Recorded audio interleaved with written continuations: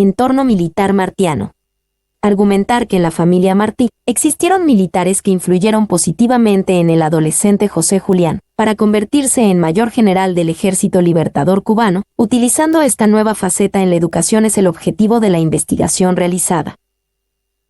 Autodidactamente se agenció el adolescente Martí información sobre el arte de la guerra, las cuales se pueden encontrar en los libros El pensamiento militar del mayor general José Martí, Entorno militar martiano, y El mayor general entre nosotros, entre otros que abordan la temática de forma más indirecta. Realizar un estudio minucioso sobre algunos militares que conforman el árbol genealógico de esta familia fue el propósito de sus autores, para continuar demostrando que no es precipitado alegar que por la sangre de esta familia corría una estirpe espartana, la cual ha influido toda su vida. Summary: argue that in the Martí family, there were soldiers who positively influenced the adolescent José Julián to become the general of the Cuban Liberation Army. Using this new facet in education is the objective of the research. The adolescent Martí was self-taught. Information on the art of war, which can be found in the books Military Thinking of Major General José Martí, Martiano Military Environment, and Major General Among Us. Among others that approach the subject more indirectly. To carry out a detailed study of some of the soldiers who make up the family tree of this family was the purpose of their authors, to continue demonstrating that it is not hasty to claim that the blood of this family ran a Spartan strand, which has influenced his whole life.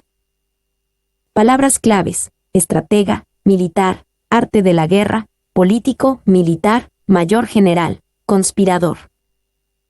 Keywords: strategist, military, art of war, political, military, major general, conspirator. 2 siglos después. 1741-1945. En el siglo pasado, comienzan a tomar auge las investigaciones sobre el pensamiento militar de Martí, cuando apareció la circular a jefes y oficiales del Ejército Libertador, la cual nos muestra a un Martí con sólidos conocimientos militares. Hoy, después de investigar sobre los familiares militares que tuvo esta familia, se hace interesante continuar abordando el tema para introducirlo en las universidades cubanas.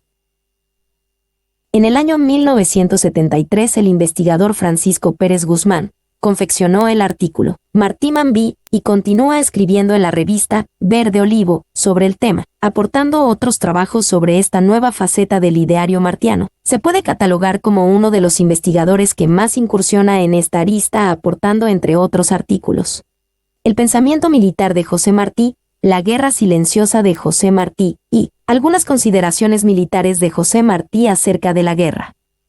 Se convierte en el primero en afirmar que Martí, sin ser militar, logró conocer, penetrar y dominar la ciencia militar. En 1983 se suma el estudioso José Antonio Alonso con su artículo Martí acerca de la guerra, analiza la concepción martiana de la guerra como fenómeno político-social. Rogelio Alfonso Granados expone ideas sobre las fuentes que nutren este pensamiento militar y sus relaciones con la teoría leninista expuesta en 1915 en su trabajo El mayor general José Martí, del año 1988. Francisco Pérez Guzmán escribe el libro La guerra necesaria, en el año 1994, donde aborda temas novedosos al respecto. Otro investigador que se interesa por el tema es Joel Sosa Enrique, que escribe el artículo con el título Concepciones teórico-militares en el democratismo revolucionario de José Martí. Posteriormente, en el 1991, escribe otro con el nombre Acerca del pensamiento político-militar de José Martí, donde realiza un análisis de la concepción martiana sobre la guerra y sus ideas acerca del ejército. Lino Rodríguez Pérez escribe el libro Las claves en la colonia, donde aparecen una gran representación de claves utilizadas por los mambises, entre ellas las de Martí para comunicarse con jefes militares y con Juan Gualberto Gómez, como principal jefe en la isla, quedando evidencias que utilizó las mismas para no ser descubierto por las agencias enemigas que operaban en el momento. Fernando Rodríguez Portela es otro investigador que le dedica gran parte de su vida a estudiar las cuestiones esenciales sobre la vida en campaña de este singular hombre. Le divulgan el libro Pensamiento militar del mayor general José Martí en el 2004. En el año 2014, la Editorial Académica Española le publica a uno de los autores de este artículo el libro Entorno militar martiano, del cual se abordarán una serie de aspectos que demuestran que en la familia Martí existieron militares, lo que hace inferir que por las venas del héroe nacional cubano fluía sangre espartana. Se puede referenciar algunas guerras o conflagraciones en las que bebió el héroe nacional cubano, las cuales lo convierten en un autodidacta en la rama militar y permiten mostrar que de su puño y letra surgieron manuscritos que demuestran el conocimiento alcanzado hacia el arte de la guerra. Al respecto de la Guerra de los 10 años, 1868-1878, le escribe a su amigo Gonzalo de Quesada que había revelado a nuestros héroes, escrito con fuego sus campañas, intentado eternizar nuestros martirios, con minucioso afán, habría procurado enaltecer a los muertos y enseñar algo a los vivos. Ningún detalle me habrá parecido nimio. 1. En la Guerra Franco-Prusiana, 1870-1871, presenta al prefecto de Chalens que rogaba a los habitantes de la ciudad para que no fueran hostiles contra el enemigo. Quiso destituir a un corregidor, porque organizaba a los vecinos de su municipio para la defensa contra Prusia. 2. En la Guerra Chiquita, 1879-1880, le escribe a Calixto García: ni tengo tiempo de decirlo, general, como a mis ojos no está el problema cubano en la solución política, sino en la social. 3. Abordando la invasión de Túnez por los franceses 1881, muestra: Ángel amenaza unirse a la rebelión ocupa toda la comarca tunecina. Todos los rebeldes se muestran fieros, activos y terribles y dispuestos a toda clase de guerra. 4. Sobre la rebelión egipcia, 1881-1882, relata: la revuelta en la tierra de las maravillas, de las esfinges, de las pirámides, del cielo encendido, de la arena sofocante, es profunda y amenaza ser tremenda. 5. El Plan Gómez, Maceo 1884, tuvo su aceptación hasta cierto momento en el cual entendió que debía separarse del mismo, ya que no estaba acorde a las necesidades que la guerra imponía en aquellos momentos. El mero hecho de su fracaso y la unión posterior de Gómez y Maceo a la guerra fraguada por él, nos demuestran que su pensamiento militar ya tenía una base sólida. Lo más brillante de todo fue que utilizó el secreto como arma principal para lograr su fin, organizando una red de conspiradores que actuó durante toda la guerra y nunca fue descubierta, tanto dentro como fuera de nuestro país. Hoy hace más de un siglo de ello y muy poco se conoce al respecto. Sus claves rítmicas Habana y María son un ejemplo digno de recordar en lo que se refiere a la criptografía. En este artículo usted podrá encontrar elementos inéditos sobre los orígenes militares de la familia del apóstol cubano y su descendiente ismaelillo, José Francisco. También valorará cronológicamente las filiaciones de esta familia en los diferentes ejércitos donde sirvieron: Metrópoli, Libertador cubano y República en armas. El 8 de septiembre de 1842, el director general del Cuerpo Militar le concede al abuelo materno de héroe nacional cubano, Antonio Pérez y Monzón, 1791-1857, pasar a continuar sus servicios al Batallón del Arma en La Habana. Después de servir en el ejército de la metrópoli, desde que tenía 25 años de edad, como consta en su expediente militar. De Antonio Pérez, hijo de Salvador y de Leonor Monzón, nació en la Vega de San Mateo, juzgado de primera instancia de Canarias, provincia de Aiden, Capitanía General de 14, Distrito El Día, avecinado en esta plaza de Santa Cruz, de oficio zapatero, acreditó saber leer y escribir. 6. Después de tener 43 años, 2 meses y 29 días de un total de servicio efectivo hasta el 20 de septiembre de 1847, pidió el retiro y constancia de ello lo representa el documento que Leopoldo O'Donnell envía a la Capitanía General de la siempre fiel isla de Cuba, el 16 de noviembre de 1847, donde expresa: el subinspector de artillería de este departamento me ha remitido relaciones de propuestas de retiro que ha formado a favor del artillero de la brigada de esta plaza, don Antonio Pérez, a quien se consulta para obtener en la misma. 7. Fernando VII, el 19 de marzo de 1839, autorizó en un real decreto de una nueva clase de orden de Isabel II, exclusivamente para oficiales.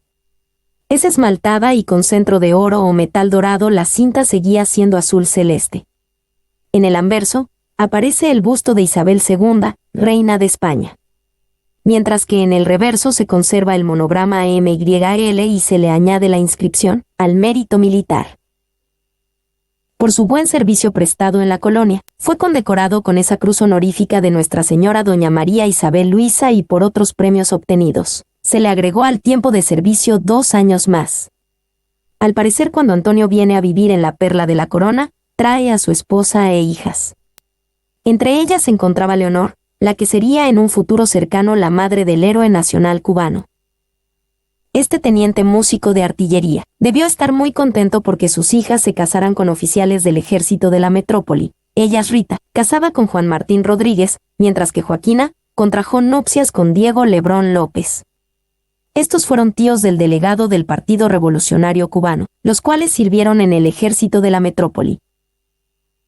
Más tarde, Leonor Pérez decide hacer vida en pareja con el que sería el padre de Martí, Mariano de Todos los Santos Martí y Navarro, 1815-1887, que fue otro de los españoles que comenzó a servir como artillero en Barcelona, España, en noviembre del 1844, 6 años más tarde.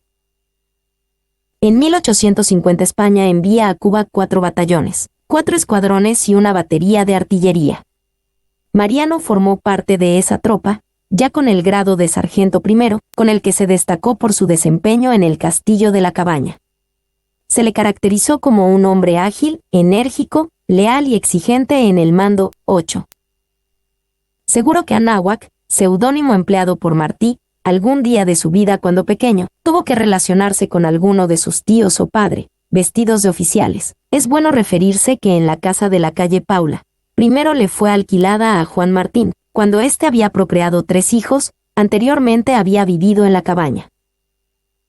Los oficiales y sargentos que se destacaban en el servicio militar residían en esta fortaleza. Existen documentos que plantean que los 2 primeros hijos de Leonor y Mariano nacieron en la misma. No obstante, después, como eran hermanas Rita, Leonor y parientes Juan Mariano, decidieron vivir juntos en esa casa.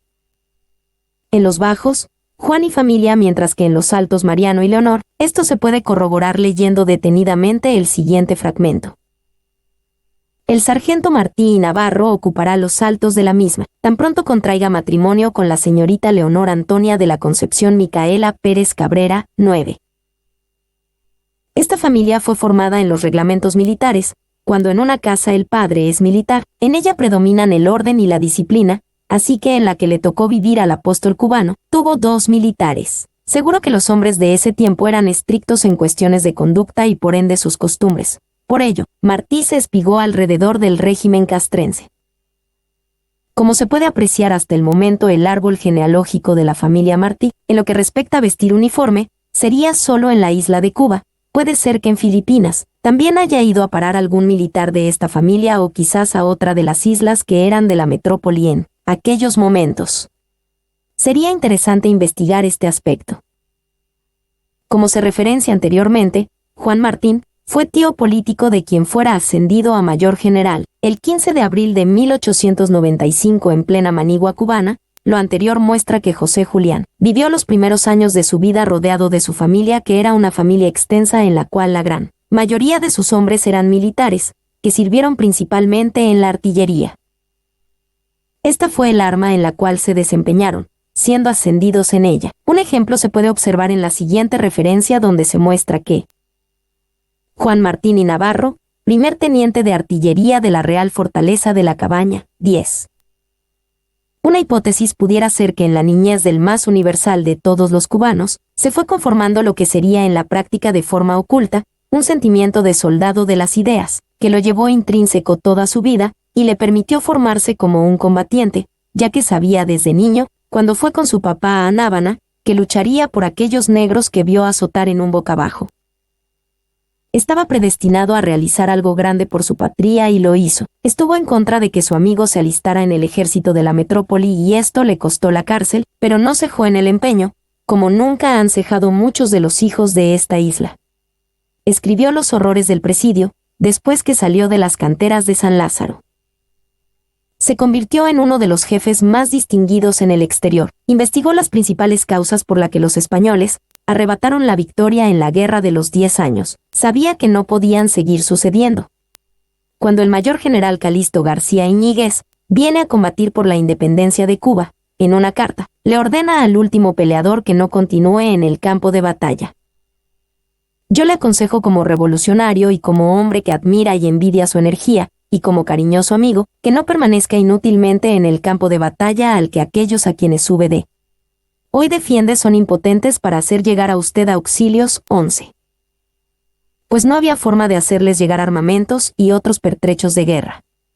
Se prepara en el arme y desarme de fusiles de la época, realiza marchas prolongadas con la mochila cargada, practica la esgrima con machetes Collins, investiga la teoría para encarar a los jefes militares, con los cuales irá al combate. Ellos no saben que Martí nunca deseó que le celaran sus conocimientos militares. Por ello, de forma silenciosa, les fue mostrando a Gómez y Maceo cómo era necesario hacer la guerra, porque la había estudiado profundamente, y no solo la de Cuba, sino también la de otros países. Por ejemplo, la resistencia anamita a la colonización francesa, cuando se lee La Edad de Oro, en el artículo Un paseo por la tierra de los anamitas, expone. Los franceses vinieron luego con mucha fuerza, y con cañones en sus barcos de combate, y el anamita no se pudo defender en el mar con sus barcos de junco, que no tenía cañones, ni pudo mantener sus ciudades, porque con lanzas no se puede pelear contra balas. 12. Les estaba diciendo a los niños que con lanzas y flechas no se puede vencer a las balas, que era necesario pelear por su independencia de otra forma. También sobre el combate en el mar, contra barcos de combate con cañones no se les puede hacer frente con pequeñas canoas de junco. Les abría los ojos para que vieran que así no se podía ganar la guerra. Sobre la guerra española apuntó, cuando Napoleón entró en España con su ejército, para quitarles a los españoles la libertad, los españoles todos pelearon contra Napoleón. Las heroicas mujeres de Zaragoza quemaban con agua hirviendo las cabezas humanas de los franceses. 13. Todo era un cúmulo gigante de enseñanzas. Cuando alguien viene a quitarte la paz que tienes, deben combatir todos. Por la independencia que tienen y que naturalmente le ha costado mucha sangre heroica al pueblo, estaba diciendo que tanto hombres como mujeres deben combatir unidos por el bienestar social. Escribió sobre la guerra de secesión de los Estados Unidos, la guerra franco-prusiana, la invasión de Túnez por los franceses, la rebelión egipcia, la guerra social de Chicago, la guerra chiquita, el plan Gómez-Maceo, entre otros conflictos, donde siempre dejó un mensaje como el siguiente. Los pueblos de América son más libres y prósperos a medida que más se apartan de los Estados Unidos. 14. En el periódico Patria del día 22 de septiembre de 1894, se puede apreciar lo anterior. Hoy hace más de un siglo de ello y sus palabras tienen una vigencia extraordinaria. Había vivido allí, estuvo en la Conferencia Internacional Americana y conocía los verdaderos intereses del vecino del norte. Por otra parte, son innumerables las acciones que conoció Gómez para ascender a Martí en plena manigua cubana a mayor general del Ejército Libertador Cubano. No podría faltar referirse a la primera operación estratégica para el comienzo de la guerra, la Fernandina, la cual confeccionó muy sigilosamente y fue delatada por el coronel López de Queralta, que era un espía de la agencia americana. O la creación del Partido Revolucionario Cubano, realizado para dirigir la guerra y obtener la independencia de Cuba y Puerto Rico, dotado de muchos clubes revolucionarios fuera y dentro de Cuba, los cuales aportaban dinero para comprar utensilios necesarios, destinados al fortalecimiento de la nueva contienda.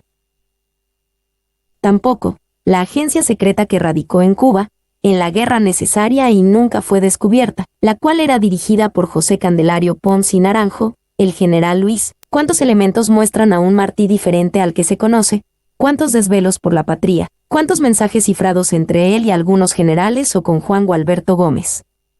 Sus circulares de guerra, destinadas a los jefes militares, representan una evidencia sobre su preparación militar difícil de desmentir.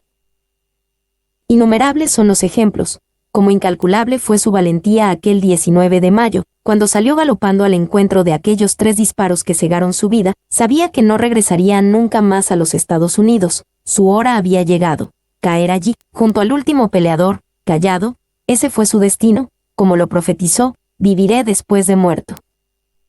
Leopoldo Barrios Carrión, concuño de José Martí, fue otro de los militares de la familia. Sirve en el ejército de la metrópoli en Cuba. Casado con María Amalia Sayas Bazán e Hidalgo, una de las hermanas de Carmen, esposa del apóstol cubano. Fue jefe de Estado Mayor de la Comandancia General de la provincia de Puerto Príncipe. Camagüey.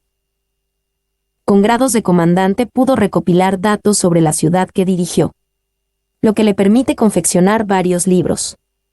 Uno de ellos, Bosquejo Geográfico Militar de la provincia de Puerto Príncipe, en él aborda la división territorial militar de dicho lugar, las vías de comunicación existentes y las diferencias entre el machete cubano y el sable español. Su artículo lo titula El sable y el machete, en el que hace alusión a los magníficos sables de la fábrica Toledo, nunca se podrán comparar con los machetes cubanos. No obstante, era necesario tener en cuenta la importancia casi fantástica que le concedía al machete sobre todas las demás armas. No puede menos de reconocer sus terribles efectos en los macheteos, y esto ha dado margen a que imaginaciones meridionales, sin descender al fondo de las cuestiones, no haya titubeado en concederle superioridad al sable. T 15. Alfredo García Martí, sobrino del maestro, tuvo la oportunidad de estar junto con él en los últimos días de su estancia en Nueva York. Allá obtuvo el título de doctor en cirugía dental, aportándole José sus más sanos y sabios consejos, que fueron tan sublimes, que al conocer que éste parte para la guerra y cae en combate, se une a los patriotas cubanos que deciden seguir luchando por la independencia de Cuba, dirigiéndose a Tampa, de donde zarpa el 17 de mayo de 1898, en una expedición financiada por la delegación cubana, dirigida por el general de brigada Joaquín Castillo Duany, como jefe de mar, el general José Lacret Morlet como jefe de tierra y el capitán J. H. Dors del ejército norteamericano. El 1 de julio de 1898, desde la Manigua cubana, en el campamento Consuegra, le escribe una carta a su progenitora para felicitarla por su cumpleaños, contándole además que después de más de un mes de continuo bregar y contratiempos, aún no se ha enfermado, solo una leve indisposición. Las marchas unas han sido a caballo y otras a pie, pero como me vi con los pies un poco lastimados y temiendo no poder seguir, tuve que comprar una yegua a un centén, pues la escasez es bastante de caballos. Estamos con el Gral Rego. 16. No se debe dejar de hacer referencia a José Francisco Sayas Bazán, hijo de Carmen y José Martí, el cual vino a Cuba el 21 de marzo de 1987, en una expedición que dirigió Carlos Ralef y Emilio Núñez. Se incorpora al Ejército Libertador Cubano, su número 35811. Un mes después es ascendido al grado de alférez y 4 más tarde a teniente, por su buen desempeño en el asalto y toma de las Tunas, ya que fue uno de los oficiales del cuerpo de artillería, que dirigen la pieza de dinamita que proporcionó grandes estragos al enemigo. Fue por el manejo de esa pieza de artillería deficiente que le dio a la patria el sacrificio de sus tímpanos. 17. Este oficial continuó sirviendo en el Ejército de la República en armas y llegó a alcanzar el grado mayor general. Tuvo la oportunidad de estudiar en París y murió en La Habana en el año 1945. Su casa es en la actualidad el Centro de Estudios Martianos en Cuba, donde se investiga sobre la vida y obra del más universal de todos los cubanos. Estos no solo son los únicos militares de la familia Martí, que significan un conjunto elevado de hombres que de una forma u otra influyeron en la formación militar del más universal de todos los cubanos. Por ello, estudiar su pensamiento militar representa una herramienta práctica para emplear en las universidades cubanas. Bibliografía. Gálvez Aguilera, Milagros. Expediciones navales en la Guerra de los 10 años 1868-1878.